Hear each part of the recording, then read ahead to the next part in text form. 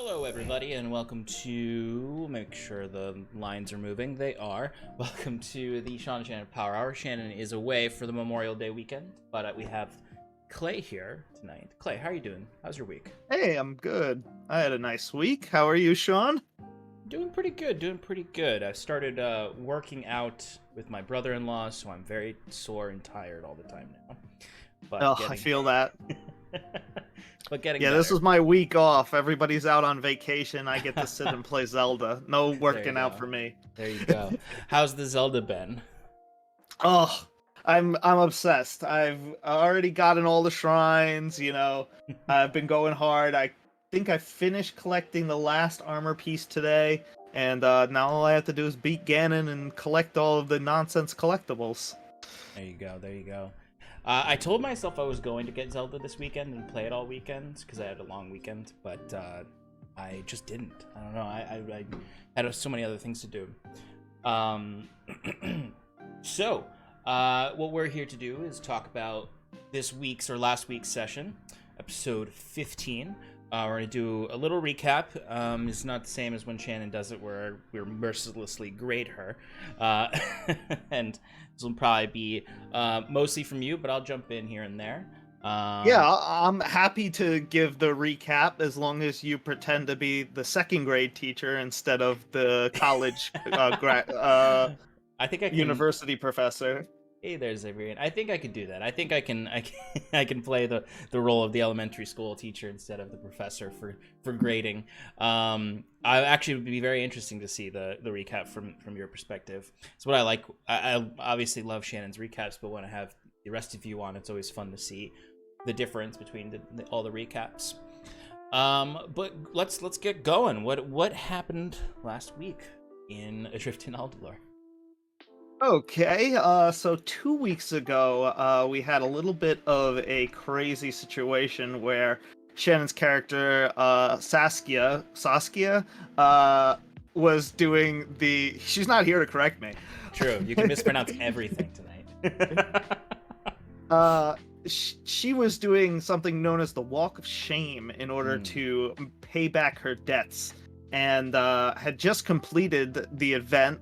Made a lot of money for the bar and the organization that, she owed money to, but we're not quite sure if she covered all of her debts. Probably did okay. I think that we're out of the, we're at least not in any rush to deal with what's going on there. We had a previous plan to meet up and go out of the city, out of Hyven, to investigate a mystery that we got from somebody at the university. His name is Sigil. Yeah, this is mispronounce all the names. That's the challenge tonight. Okay, yep. So Mr. Sigil told us to go check out these people who have been acting strangely. So we decided that we were gonna go check it out in the morning after our little, night out with Saskia. And one of our party members, Septimus, decided that he would meet up with us later. He gave us some excuse, like he had to go check up on his friend Sal. But turns out he went and checked out a sketchy bar known as the Square Horse, and got in touch with a contact there for an organization from Machina's Whisper, which is some sort of shady group that has something to do with technology and robots, and my character doesn't know anything about any of this, so I might have tuned out a little. But he made a contact there, and there was some information exchanged, and I lost track from there, but he was able to successfully keep it hidden from the rest of us. We found him the next morning after collecting a cart from the people at the academy. Unfortunately, he's the only one of us who knew how to drive the cart. Yes. So I was put in charge of driving and ended up making the horses go crazy at Mach speed, trying to scare everybody in the cart. Clearly I wasn't the best coachman, so they took me off You, that duty you promptly. did pretty good though. I would say. There was really, truthfully, like your animal handling checks were fine. You were just going. I loved it because you were just like, I'm going real slow, and then as soon as you're out of the city, max speed. There's only one speed and it's gas. But yeah, that was a lot of fun. Watching everybody get bounced around was entertaining. Septimus reunited with us, and we headed along our way. Throughout our days, we started talking about uh, his friend Sal, who, for those who don't remember, is a mechanized creature sort of thing, some sort of automaton. I'm not really sure what Sal is made out of. Is it stone? Is it No, he's metal. steel? He's metal, and then he has like the way the way Mike described it was very much similar to what's his name, the droid from Rogue One. Gotcha. Yeah, I know and what you're talking about. yeah, so like think that for whenever you're thinking of what Sal looks like. Yep. So we're on our way to a bar in a place called the Windy Mercado. I think the bar's name is The Home and the town's name is Windy Mercado. So Windy Mercado is a space within the town, or it's not really even a town. It's like a hamlet really called Billowgrass. Right, there's not many people living there. Right? And the Windy Mercado is like the central area of it. Like it's technically what it really is. It's just like a market grounds that has like permanent structures built for farmers to come. It's really just a glorified farmers market is what the Yeah, it's almost village like is. a town without a name sort of thing. Exactly, Like it's not exactly. big enough to. Yeah, gotcha. Interesting. Okay, so we were heading over there. That's the information that was given to us by the stable master, who had said, we could hitch our horses there. Mhm. On our way, I trained with Sal, who apparently got some upgrades, making him combat capable, which was a fancy way of saying we leveled up a few times. And I had a very interesting combat scenario where I was teaching him how to fight with a weapon, and it was going pretty well. I liked the fact that I was questioned at first about the creature because I had first been Fiern had been very hesitant of Sal, considering that he hasn't been pulling his weight. He was just some creature, and all the other mechanical humanoids that he's seen have been violent. Yeah. So he was very suspicious at first, but then over time he realized that it was not useful, but wasn't any danger. And now that he's gained this capability, Fiern decided to put him to the test to make sure that he was up to snuff. And for Fiern, that was more of a way of figuring out it morally, like understand if he's trustworthy more than if he was combat ready. But he didn't really let that on until he already started training with him. Yeah. He tried to get him mad. He asked him questions, which is pretty hard to do with the automaton because he doesn't really respond, very expressively. He's just a yes/no guy. But overall, it went very well. He learned things, he improved, and Fiern was able to build some trust there. As we continued along, we ran into some bandits, one with some cool getup that Sean was having a lot of fun describing. And we ended up we immediately clocked them as bandits with some help of Bruce's tremor sense. We were able to get the one up on their ambush, and we bolted out of there without even stopping. he took a few pot shots, but we were able to protect ourselves. And Sal was able to knock a large branch that they were going to use to block us or disable us out of the way.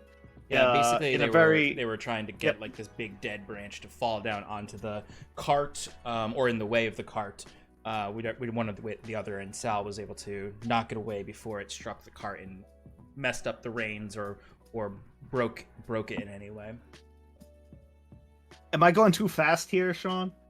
Oh, no, you're good. Although the bandits was after you guys spent the night in the Badger and Coyote public house. Ah, right. Yep. Completely forgot about. Well, I didn't forget about that, but I definitely messed up the order. So yep, we escaped the bandits. Right, we hit the Badger and Coyote public house first because that was supposed to be like our point of no return. Like It was sort of edge of civilized roads, and into the wild country, as one might say. We met the owner there, Jarek, don't know. Jarek. It was Jarek.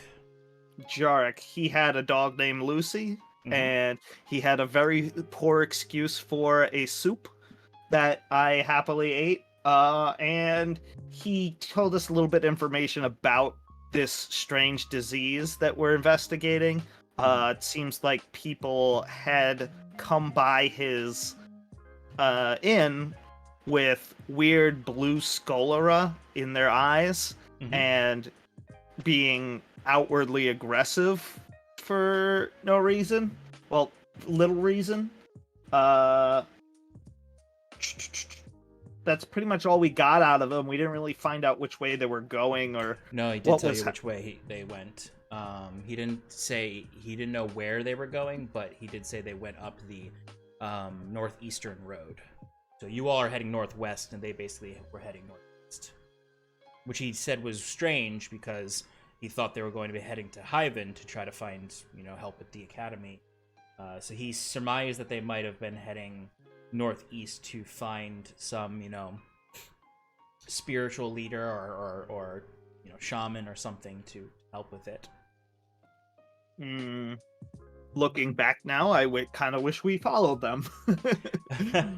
But northeast is a very vague direction, and we had to get rid of these horses somehow, so we probably would have ended up going northwest anyway. But that's a good clue. We spent the night there. It was okay.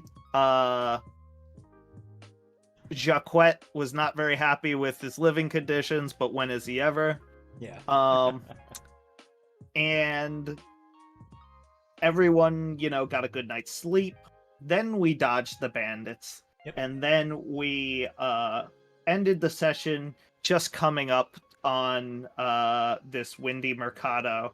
And there was a foreboding house or town or bar. I don't know if this is the bar that had it was a cottage with a bunch of kites hanging from it, blowing in the wind. The bar called the Home would be like the one permanent structure on that windy mercado market square. So the cottage was just sort of, you had these this ascending hill that had like a fence lining it that led up to this cottage that then was behind it was all the forests and whatnot. So the cottage is separate from the windy mercado, but they're all part of the Billowgrass hamlet that makes up that area, which I think I said only had like maybe a dozen buildings, like not a lot going on there. Right. As far as permanent structures. And looking back, we stopped by Septimus's old farmstead when we were training. I forgot to mention that detail. But I think that pretty much covers everything. It does, yeah. I mean, there's little micro things, like you all did learn, and granted, during the session only Sass really talked about it with Septimus, but we agreed at the end of the session that everyone would have overheard this, since you were all crammed in the cart, that Septimus had many siblings and that nearly all of them were dead or gone from this part of the Aldhalor Islands, and that he is alone. He particularly talked about his sister and his brother, one of his brothers and his sister, with Sass. So you learned a little bit about Septimus there. I'm trying to think. I think you got everything else, though. I don't think there was really any other like major aspects. Yeah, it was the sick folk that Yorke spoke to you about were, it was a man and his wife was sick. She had, like you said, blue sclera, scratch marks on her body, and that she had reacted erratically when they were interacting with Yorke. And he basically stayed in their room and then head out the next morning right away to head northeast. The only other thing... the hamlet's named Billowgrass? Yes, the hamlet's named Billowgrass. The Mercado is like the center of the hamlet. And yeah, I mean, there's a lot of like setup that happened in this session. Right. So I'm interested to see kind of what you think's gonna happen in Billowgrass, based on the, not a ton of information, but a little bit of information about what's happening with the people there, and any other speculations you might have. So what do you think's going on in Billowgrass? It's hard for me to say, to be honest. I feel like most of the information that we got has been a little bit vague, and we haven't really seen anything with our own eyes yet. We've just seen witness, accusations and, notes from people in, Hyven who even knows how they even got that information.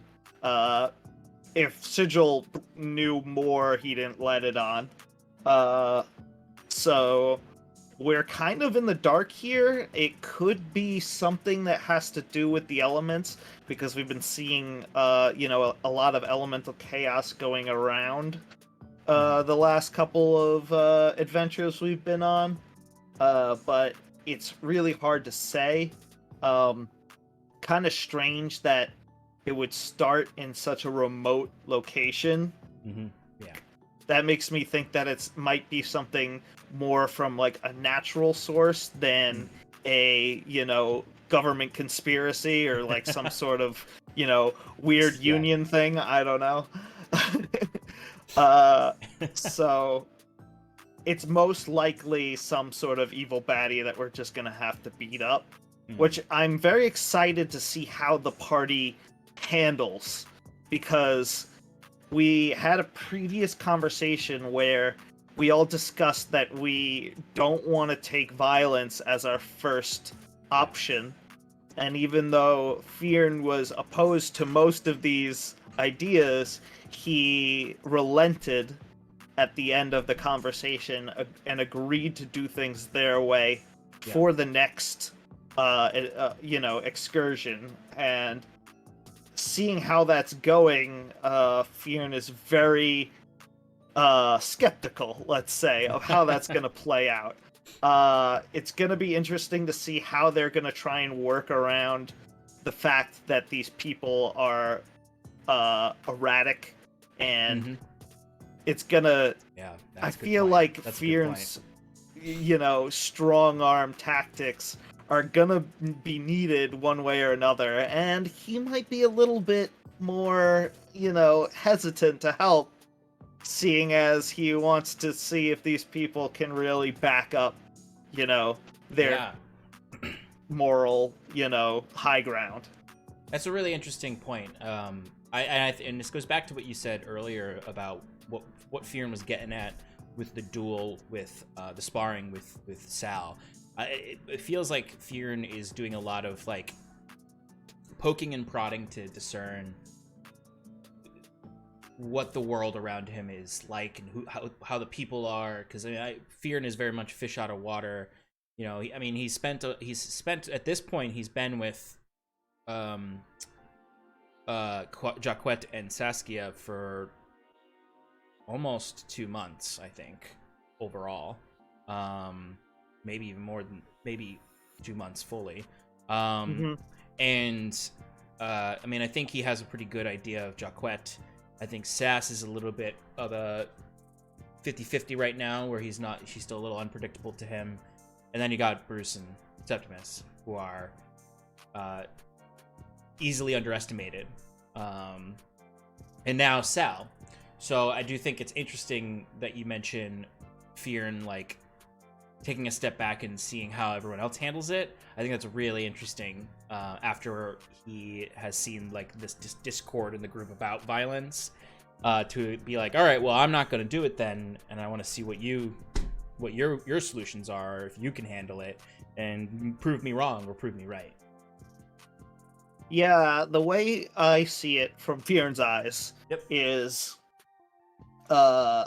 he has trusted Saskia and Jacquet in the past, and although things haven't gone positive every time, and everybody's made mistakes, Yeah. he knows that he has their backs, and he doesn't push them to know more about their pasts, but he's a little bit more open with them than he is with the others.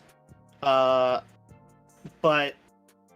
I think that he probably sees himself more like a Bruce or a Septimus when it comes to handling situations, because he knows that communicating and intellectual, like, prowesses aren't his strong suit, and he tries to work, like, around that by having people around him that can resolve those issues. And I think that they're just doing an opposite thing with him.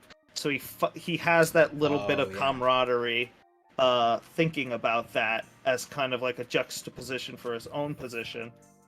I don't know if that made any sense. No, that makes perfect sense. I think that's really interesting the way you're putting it, because it's this idea where, like, Fearn is aware of the exchange happening. He's aware that he is muscle for them, and that they are brains for him. The thing I find interesting about that is I don't think this is generally something I think is interesting about someone who's playing a fighter that is strong and the strong man of the group, is a lot of times when people play that character, they kind of understand what they are for the party, their muscle, but they don't usually intellectualize the character thinking about what the party is for them. I think they often are just like, I'm strong and I'm going to be strong and that's it.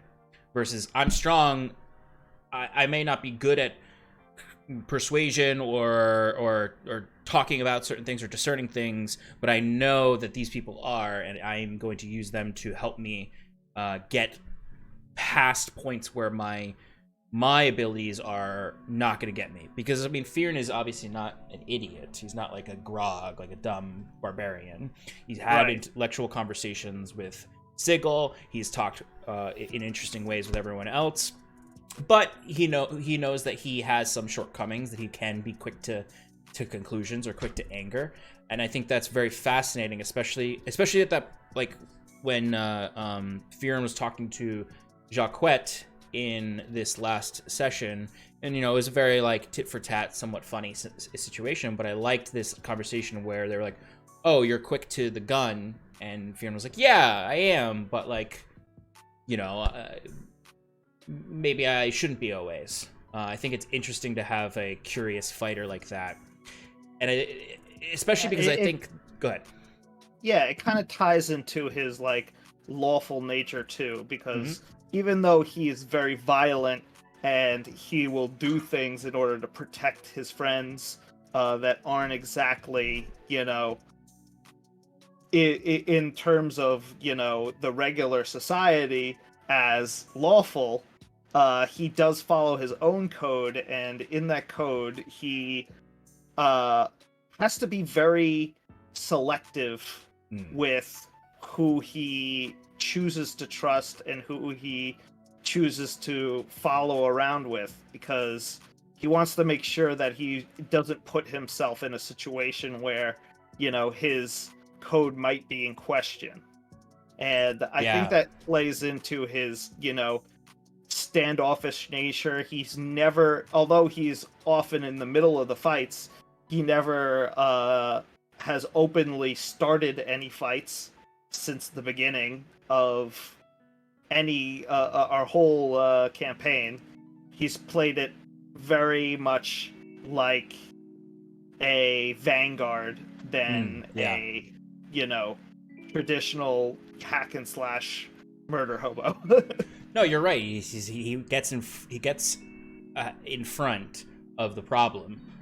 It's not that he's going and being like, I'm going to go and attack relentlessly, or I'm not going to go initiate a fight. I'm going to get in the front.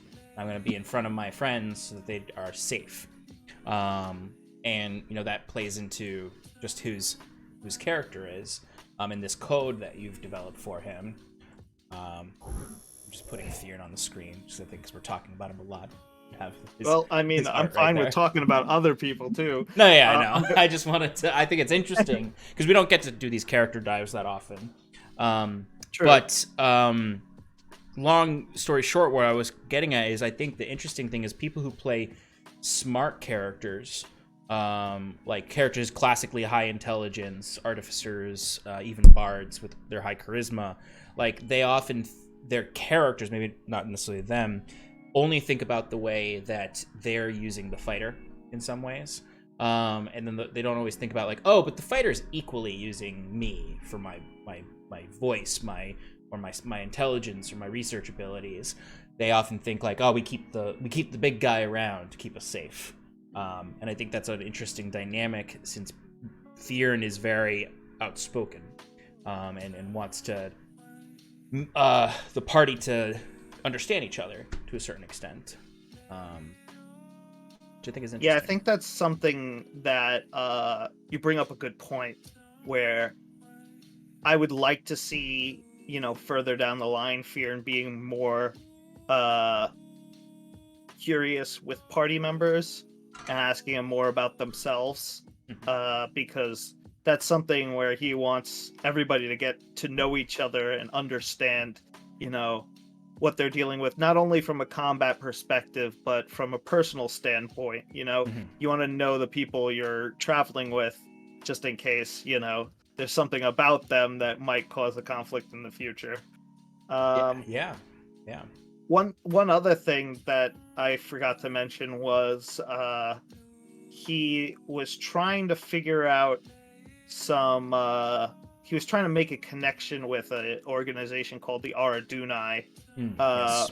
which he believes has not panned out. It was the sort of thing where he met somebody along the road. She was a bard a few sessions ago, and she told him to leave a message at a location in Hyven, and he spent a few days in Hyven, maybe 3 to 4, hoping that she would respond, and nobody arrived or saw the letter. So he decided to take his letter and leave it at that. Hopefully, someday he'll get a chance to reunite with them, but for some reason he had a connection with them, which I guess we'll play upon in the future. Yeah, I think that's interesting to bring up because I just remembered that you took the letter back. So I mean, what's in Fearn's mind right now when it comes to the Aradunai? Now that he's kind of had this, does he consider this like he's been snubbed by them, or does he think that they are maybe not as important as he thought, or as strong, or as large? I wouldn't say that. I mean, it's possible, all of those things, but I think that Fearn probably was thinking about other things that could have happened. Technically, he doesn't know anything about these Aradunai besides what rumors he's heard around. So he's not sure if they're some sort of secret organization. he doesn't. There's no law enforcement in Hyven, so he's not even sure if these people are worth trusting. Yeah. There might be they might be, not the right people to be with. All he knows is that his brother had some sort of connection with them, as per his last letter. Yep. So he wants to find out about them, but if they're not willing to meet with him, then there's not much he can do. And at this point, he doesn't feel snubbed, but he does feel disappointed that his connection didn't work out. And he's just hoping for another opportunity. Now that I think it's still positive generally. Like, he had some fear about leaving the letter behind, after a couple of days, considering that he doesn't want the information in this letter going out to random folks. Somebody might see that there was like a breaking and entering and find the letter, and that wouldn't be great for him. So instead, he's just hoping that he's trying to keep a positive light on it. He knows that it's happened once. He's heard rumor and he's met somebody from the Aradunai. So if he ever meets that person again or hears more rumors, he has a few clues to work off of. Yeah, I think that's interesting. I think what I think is an interesting part of character development in role playing, because it's not just D&D, any kind of tabletop where you're playing over many sessions, that I think doesn't happen that often, because it's really hard to do this as a DM. Not hard to do it, like the act of doing it is easy. It's the, like, when you guys want to do something, and I have to like be like, all right, is this going to happen? Like, is this immediate connection going to happen? Are they immediately going to go down this road, or what is the actual flow of this environment? Because for me, whenever you guys say I want to do something, my immediate heart is like, I want to give you everything. I want to, that's where, like, even in campaign 1, you guys would roll like a 12 on a history check, and I'm like, but I'm gonna give you like so much even off of that 12 because I want you to have it.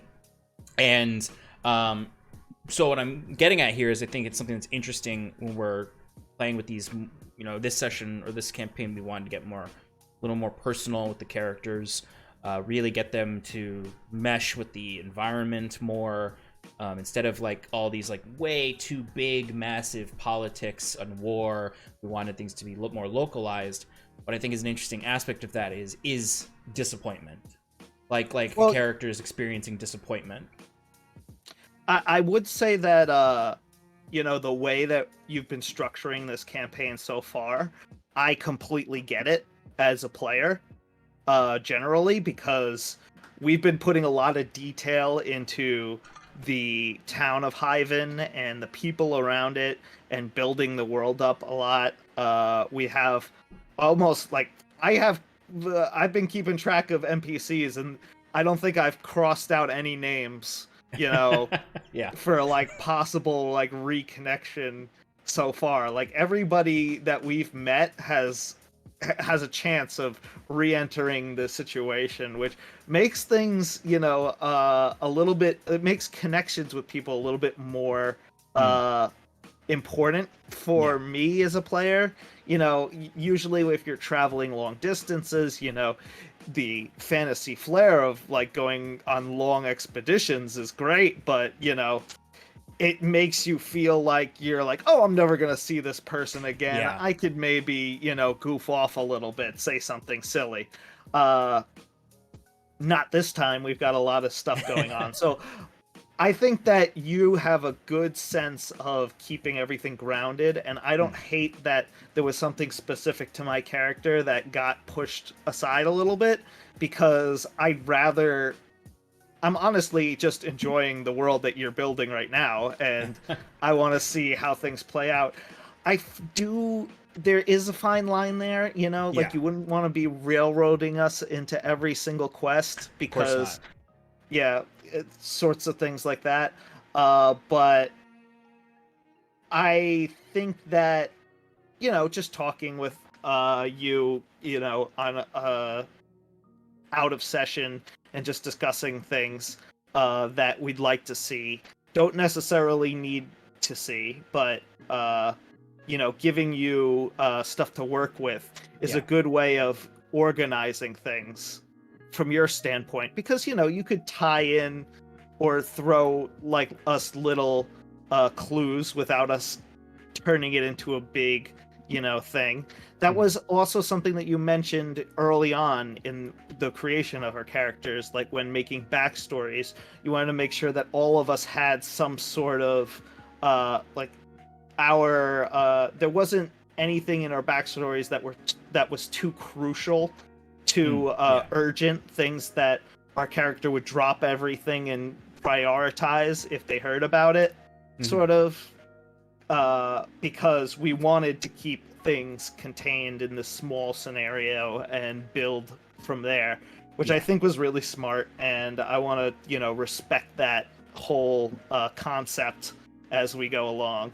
Um, Yeah. as Yeah. for more predictions, I'm really Oh yeah. excited to see how Septimus turns out in this next part of the story, Hmm. because he just opened up to Saskia about his family, and it seems like he's taking a forward step Yep. in this current predicament to try and figure out what's going on in these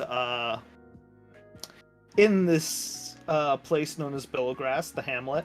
And yeah, I'm just kind of interested to see if we learn more about his family next session, if we learn a little bit more about his morals and how he Yep. likes to do things, because I feel like he has been kind of a benefactor and has been hesitant to do things that are, you know, illegal or what he thinks are wrong, but not necessarily scolding us Hmm. or leaving us because we do them. And that's a little confusing for Fionn. Uh, and I want to see, like, I'm kind of excited to see if some of his family comes into play later on. You Yeah. know, if his farm is, if he still has a sister out there, I don't know what she's up to, but if she comes home and there's a destroyed barn, you know, that Yeah. might Yeah. cause some problems. Right. She might get Exactly. the wrong idea. That's true. That's a very good point. Like, you know, because he said he doesn't know the fate of his sister. He hopes that she's still alive, and it's true. She could just randomly come home one day. And if you Hmm. guys are out adventuring or staying in Hyven, and she goes to the farm and she's expecting to find little Seppi there, and she just finds absolute destruction, and who knows what her perspective will be on that. That's a good point, and I also agree. I'm very excited to see more of Septimus come out in these parts. I think the city life naturally has Jacquet standing up to sometimes lead the party, because he is so the most versed in living in the politics of a city. And I think when you guys are on these like quests and whatnot, moving about this place that is Septimus's home, I think these are areas for him to kind of stand up and be like, no, I know this area better than you all. I know more about this. In him being able to do that can come forth, like you said, you can see more of his moral stance on things, see more of what his morality looks like in action versus in reaction to you all, when you're doing hijinks.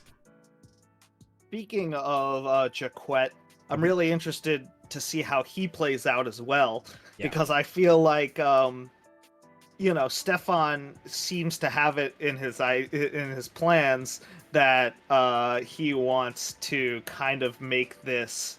I shouldn't say Stefan. Jaquette has told the party that he has this alter ego that he's Hmm. been using to do shadier things around town, who he calls LaRue. Yep. how he first introduced himself to a few of us. And he has been gaining a lot of infamy and not necessarily connections with this Yeah. alias. So it seems to be turning out to be more of a scapegoat than a, Hmm. criminal name. I Yeah. mean, like, than I've seen. Like, honestly, I think Fearn has better connections in the underground from his recent activities than he does. But that's just, one honest player's humble opinion.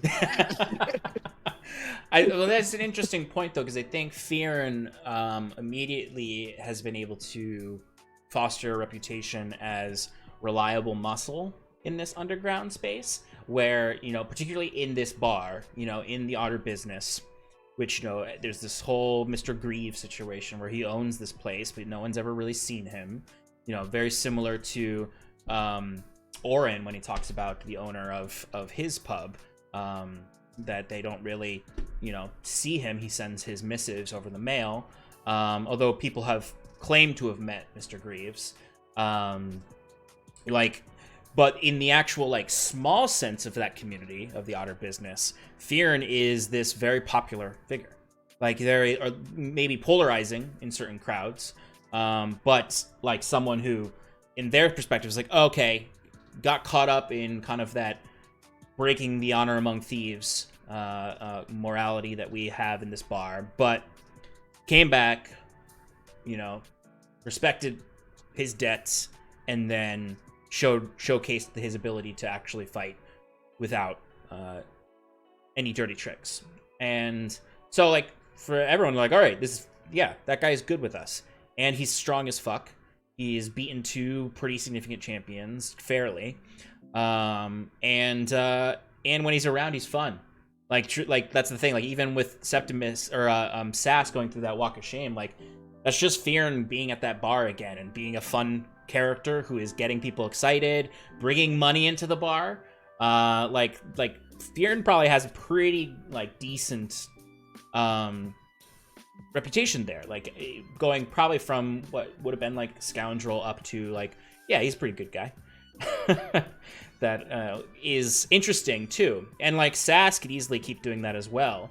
There is this fear that the bar is somehow connected to the Bone Rattler crew that does know you killed Hastings, but at the same time, Hyven is not a tiny city. Sure, news travels, rumors travel, but you don't know if tomorrow that crew's gonna walk into the Otter business and start saying to everyone their captain was killed by this person.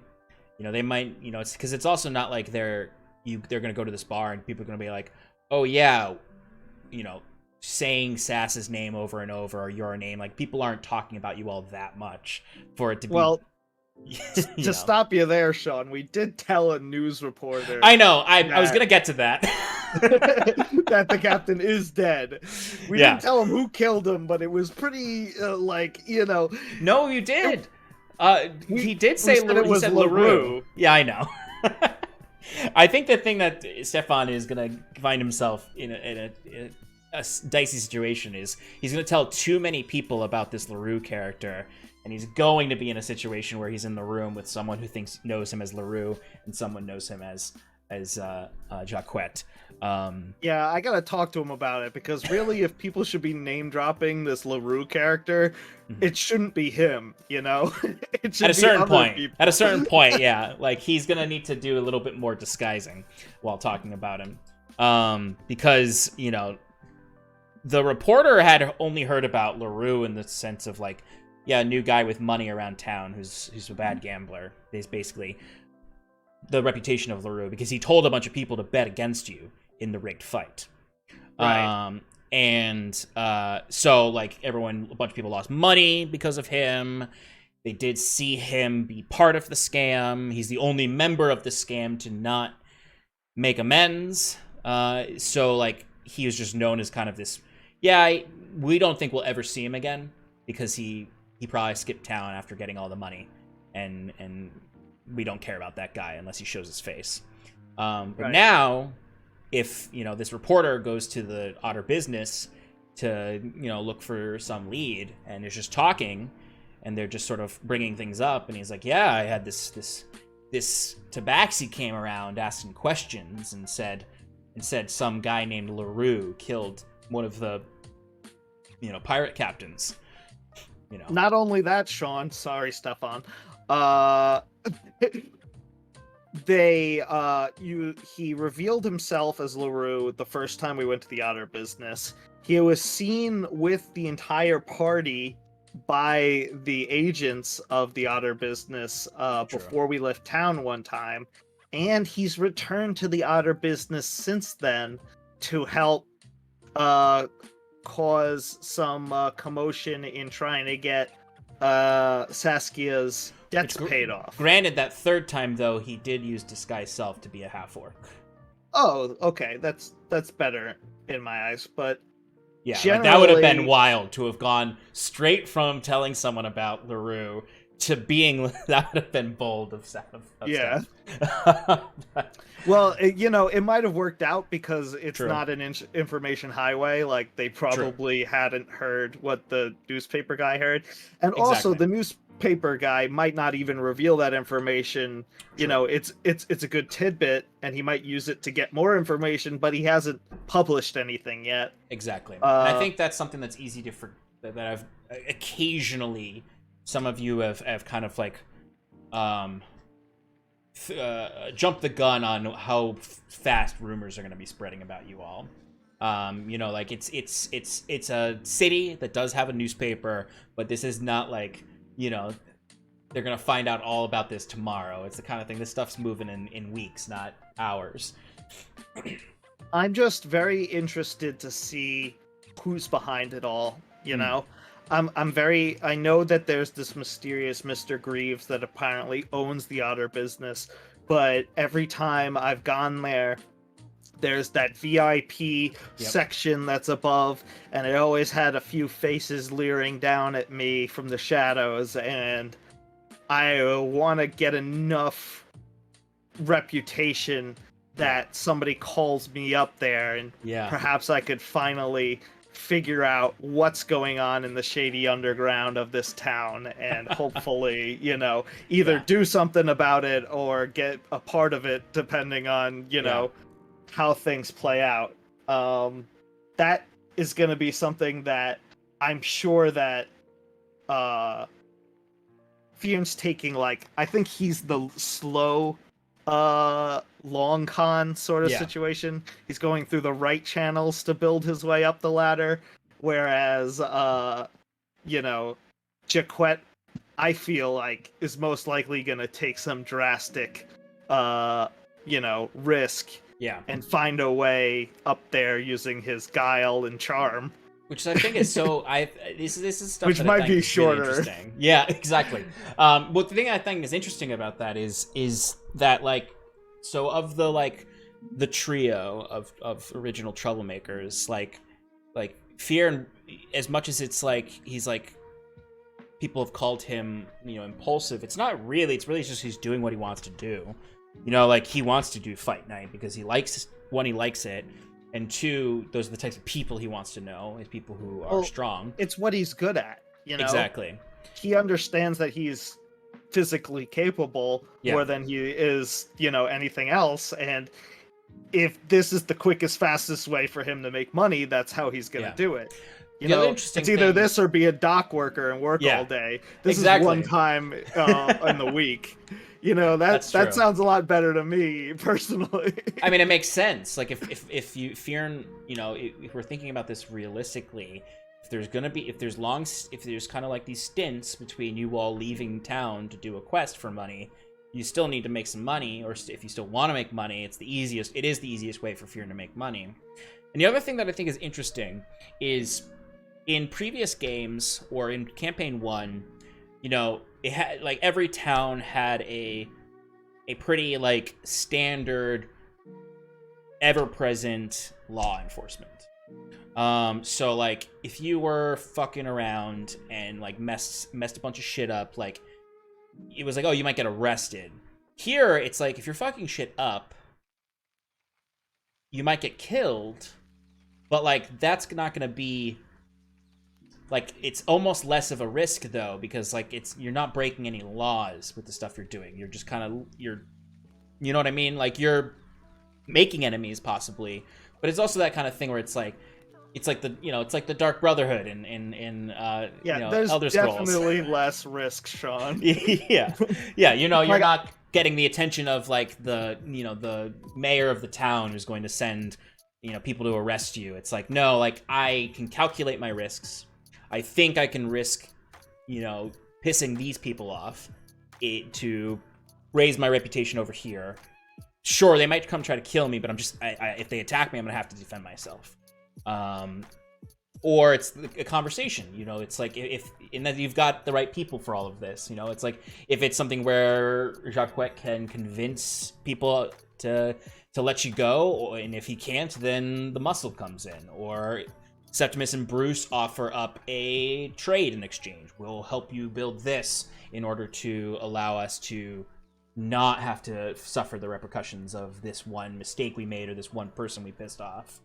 Yeah, I would say the fact that this walk of shame worked out so well makes me think that the organized crime in Hyven is pretty well established, because it's the sort of thing where they probably deal with, people trying to fuck them over and, mess with them a lot. And they have ways of, enforcing their own laws, exactly, sort of, without causing mass hysteria, chaos. Exactly. Maybe murder is very looked down upon by the higher ups in the dark parts of town, because it causes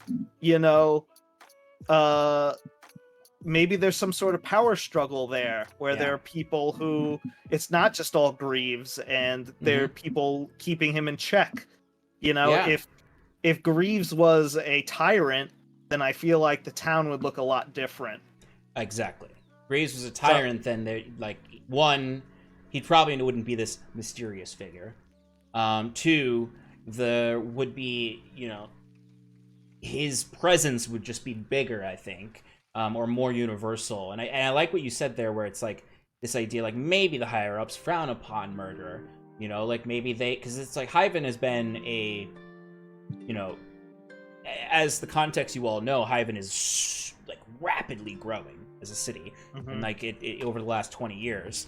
So like they've had, if say Mr. Greaves' criminal organization rose with that, then they had time to kind of get some of the bugs out of their system and establish potentially a more sophisticated criminal network there, where it's not like, if we kill this person, then their people come after our people, and there's just this escalation that maybe Mr. Greaves is trying to avoid, keep a lid on Hyven, especially as you all, or at least Jacques, saw that one of the most recent prints coming out of the Hyven Times is that the governor of the capital in the Midlands is demanding more law and enforcement of law within Hyven. He's urging the Commodore to do something other than let Hyven kind of be its own little free port, which I think is interesting, considering it's this sort of pirate town. It's like half of it wants to go straight and half of it just wants to keep it the way it is. Well, it's got probably most of the money that you said coming out of Hyven isn't from, the sketchy part of town. It's coming from the university. So anything to keep that side of the town safe is probably appealed to them. It might be a nice, I mean, you got me thinking now, Sean. It might be a nice, opportunity for, some sort of law enforcement body, whoever it may be, to integrate, with the shadier side of town and, work with these dark sides, or maybe have some sort of middleman that can talk like connect the two parts of the town together in a way that, they can balance things out and make sure that, things don't get too violent, or, people don't step on each other's toes. So that's an interesting line to play, maybe for the future. Well, it is, because there's always been this like upper city, lower city sort of dynamics that you've seen so far. And besides the upper and lower city, we have learned more about the upper city these last couple of sessions, but I still feel like there's a lot of parts of Hyven that we haven't really fully explored, and it'll be interesting to see, where that plays out. Maybe there'll be some other factors that come along that will build more into the city building. That'll be very fun to learn about when we get back, but not in the foreseeable future yet. Yeah, not while you're out in the, middle of bumfuck nowhere, Asia. Yeah, I mean, don't get me wrong, I like Sigil. I feel like we might have been it wasn't Fearn's idea to go out and do these things. I feel like he might have wanted to spend more time in the city. But, he goes where the money is, and his party says, this is what's important, so he'll accept that. He also is interested to see what this could possibly be, because nobody likes to hear about a crazy disease that makes people go crazy. Like, that doesn't bode well for the city anytime soon. True. Yeah, I think Sigil is an interesting NPC for the party, because it's the other thing too about the way we're running this is like you could finish this job for Sigil and then just like not talk to him for like a month, like if you didn't want to, like if you really didn't wanted to not engage as much, like he might send people to be like, hey, I got another job, if you want it, come by. But like you could, and that's the thing, is like you could, much more so than in campaign 1, you can ghost NPCs. Like you can, I mean, they'll still exist and they'll still be there, and if you come back they'll take note of that, but like you really can. If Sigil needs me, he'll come and find me himself. Is all I'm saying. But that's also kind of cool too, I think, is that it's like, yeah, like, you have to balance the relationships you're making more than the last campaign. Because if I have a runner come and be like, Sigil has a job for you, and then another runner comes and says, the bookie wants to talk to you at the Outer Business, you've been coming around a lot and doing really well, or the Aradunai show up, or even just like some stranger who's just sort of like, yeah, I've heard about you, I'm from this part of Hyven that you don't really go to that often, but we're having this problem. There's a whole murder mystery that you have planned that we haven't touched at all. I have all these clues and we haven't even interviewed a single person. Exactly. So that's the stuff I'm excited about, is that there is so much for you all to do, and you don't, there's nothing that like, you can, the thing is, an NPC might tell you something is urgent, but it doesn't have to be urgent to the party. Right. Because it's not like the world is ending in a week if we don't go to this location. By the way, I want you to know that I have a separate list of all of the NPCs that start with either C or K that could possibly be Mr. K from... yes. From the owner of the Harley Quinn and Chalice. Yep. Don't know why I'm Mr. doing KR. this, why it even matters at all. It's KR. There's another letter. I could like cross out half of these names. Yeah, it's KR. For the folks at home, I had Kellen, the newspaper writer. I had Kaz, the editor-in-chief. I had the tiefling girl who actually works there. I thought that it could be like a little reverse, like, what is it called? That show where the boss plays the undercover boss. Yeah, undercover boss situation going on. That would have been funny. That would have been funny. It might still be, I don't know. You never Maybe know. The Karkanos, those crab, the crab people that live in... They own the bar. There's an R in there. Could be them. Oh, that's great. That's great. Okay. All right. Well, I think that's a good, excellent place to call it for tonight. Thank you, folks, for hanging out with us for the Shannon Power Hour, but with Clayton. If you missed any of it, this will be on YouTube, so go check it out there. And join us tomorrow night at 6:30 Eastern Time to see where all this is going. I think it's going to be a really fun episode, exploring this whole area, and we'll go from there. We're gonna send the raid on over to Zealzaddy's channel. He's doing his story talk show where looks like they're talking about world building. I was actually on that last week talking about GM prep and notes and all that fun stuff. So it's a good show if you're interested. I tuned into it a little bit. It was good. Yeah, it was exciting. Met some cool people, cool GMs. So go and give them some love from us in Paradise, and we'll see you all tomorrow night, hopefully, or sometime else in Paradise. Good night. Bye.